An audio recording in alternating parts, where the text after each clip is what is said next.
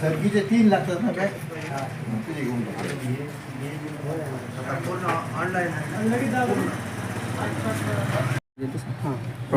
नमस्कार, मी गोविंद कृषी अधिकारी गुण नियंत्रण तालुका कृषी अधिकारी कार्यालय छत्रपती संभाजीनगर। आज इथं महावीर फर्टिलायझर जाधववाडी छत्रपती संभाजीनगर इथं ॲपबद्दल काही प्रॉब्लेम आहेत का किंवा खत बुकिंग करताना काही अडचणी येत आहेत का, परंतु बुकिंग झालेलं खत विक्री करताना काही अडचणी येत आहेत का, तर हे प्रत्यक्ष जाणून घेण्यासाठी आणि पाहण्यासाठी आणि शेतकऱ्यांचीसुद्धा मी खत बुकिंग करून देण्यासाठी ते कमी आता म्हणजे परत डेमो घेतला। तर याच्यामध्ये म्हणजे यांचं काही शेतकरी आहेत कल्याण सिंग कप्पू सिंग महेर यांचं काल जे बुकिंग झालेलं खत होतं तर ते DAP खत आज इथून यशस्वीरित्या त्यांना विक्री करण्यात आली। पॉस मशीनलासुद्धा कुठला एरर नाही दाखवण्यात आला।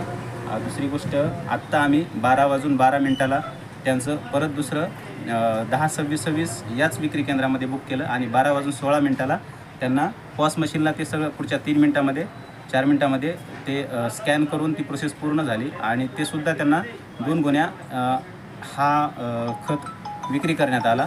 आणि हा इथं बुक झालेला त्यांच्या मोबाईलमध्ये ॲपमध्ये बुक झालेला डेटा, परत पॉसमध्ये मशीनमध्ये सुद्धा तो बुक झालेला, परत नंतर बुक झाल्यानंतर तो विक्री झालेला हा पण डेटा तिथं रिफ्लेक्ट होतो आहे, म्हणजे हा सुद्धा डेटा दिसतो आहे। म्हणजे एकंदरीत हे होतं आहे शेतकऱ्यांना। आता याच्यामध्ये आपल्याला अजून जिल्हाभरामध्ये आपला आता हा जो प्रोजेक्ट आहे केंद्र शासनाने महाराष्ट्रातील कोल्हापूर आणि छत्रपती संभाजीनगर अशा 2 जिल्ह्यामध्ये प्रायुक्त तौर सुरू केलेला आहे, जेणेकरून की मधल्या काळामध्ये बरेच शेतकऱ्यांची मागणी होती, विक्री केंद्रवाल्यांची मागणी होती किंवा विक्री केंद्राच्या ज्या संघटना आहेत त्या असोसिएशनची सुद्धा मागणी होती की जो लिंकिंगचा प्रकार आहे तो लिंकिंगचा प्रकार असेल तर तो बंद व्हावा। मग आता शेतकऱ्यांना जे खत पाहिजे, जे सबसिडीमधले जे काही खतं आहेत हे खतं या म्हणजे या DBT पद्धतीद्वारे विक्री होतात, तर या सबसिडीच्या खताद्वारे लिंकिंग होते असं शेतकऱ्यांचं आणि विक्री केंद्रवाल्यांचं सुद्धा म्हणणं होतं। आणि मागच्याच म्हणजे एप्रिल-मे महिन्यामध्ये त्यांचे ते हे सुद्धा झाले, म्हणजे राज्य शासनाकडं किंवा राज्याकडं या संघटनांनी सुद्धा आंदोलन केलेलं होतं विक्री केंद्रांच्या। तर त्या अनुषंगाने परत मग आता हा आपल्याकडं 5 जूनपासून हा प्रोजेक्ट आपल्या जिल्ह्यात राबवला जातो आहे। तर या प्रोजेक्टला याच्यामध्ये शेतकऱ्यांना घर बसल्या ॲपमधून म्हणजे एक 2 ते 3 मिनटामध्ये आपल्याला बुकिंग करता येतं। यासाठी त्यांचा आधार नंबर किंवा फार्मर ID हे टाकून आपल्याला त्यांना बुकिंग करता येतं, त्यांचं क्षेत्रफळ तिथे रिफ्लेक्ट होतं। आणि आता आपल्याकडं बऱ्यापैकी म्हणजे शेतकऱ्यांचं हे फार्मर ID आलेले आहेत, शेतकऱ्यांनी म्हणजे फार्मर ID घेतलेले आहेत।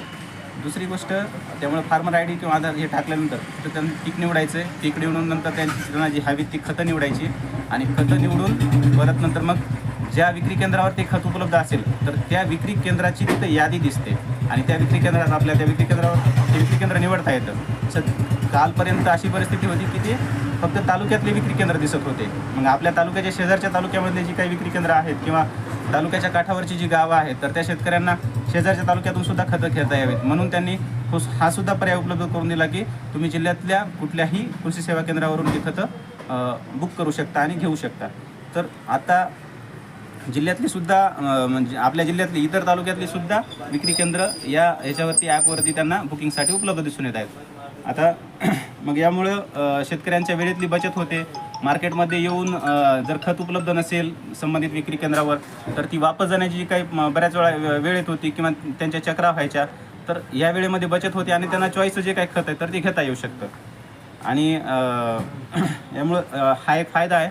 आणि ॲक्च्युली हे खत म्हणजे सबसिडीतलं खत असल्यामुळं केंद्र शासनाचं ते शेतकऱ्यांनाच जातं, हा खत दुसरीकडं जाऊ शकत नाही, हा एक याचा फायदा आहे। आता असे बरेच फायदे आहेत ते पुढं हे होतील, जवळपास म्हणजे आता 5 जूनपासून सुरू झाल्यानंतर या 2 जिल्ह्यामध्ये मिळून काल सायंकाळपर्यंत जो डेटा होता मिळालेल्या माहितीनुसार 45,000 शेतकऱ्यांनी यामध्ये बुकिंग केलेले आहेत. त्याच्यामध्ये थोडे प्रॉब्लेम होते मध्यंतरी हे 3 दिवसामध्ये.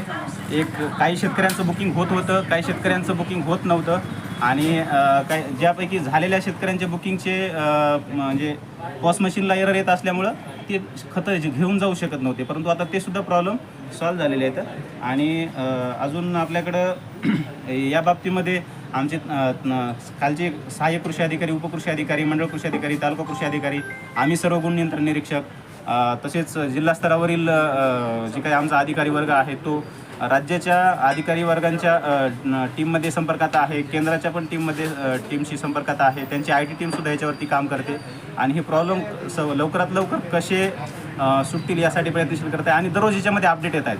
कालपेक्षा आज बरेच अपडेट याच्यामध्ये आलेत आणि त्याच्या बाबतीमध्ये म्हणजे शेतकरीसुद्धा खुश आहेत.